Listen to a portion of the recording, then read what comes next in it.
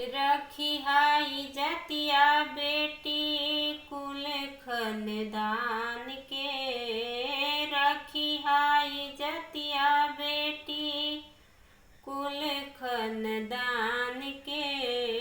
कबो नहीं गिर दिया पापा जी के शान के। कबो नहीं गिरे दिया पापा जी के शान के। पढ़ी लिख लिहा बेटी बढ़िया नौकरिया। करिहा समाज में हमार ऊंचा पगरिया। पढ़ी लिख लिहा बेटी बढ़िया नौकरिया।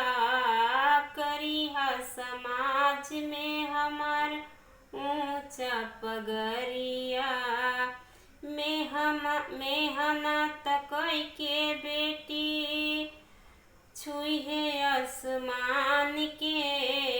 मेहनत कई के बेटी छुइहे आसमान के।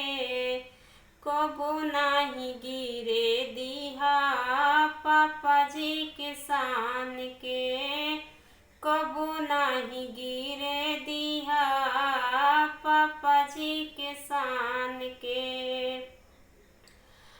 डर बड़ी लागे बेटी देखी के जमाना।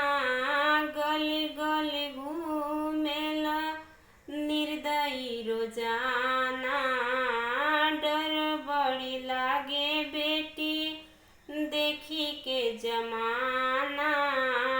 गली गली घूमेला निर्दयी रोजाना। रखी हाई जतिया बेटी कुल खानदान के। रखी हाई जतिया बेटी कुल खानदान के। गिरे नहीं दिहा कबो पापा जी के शान के।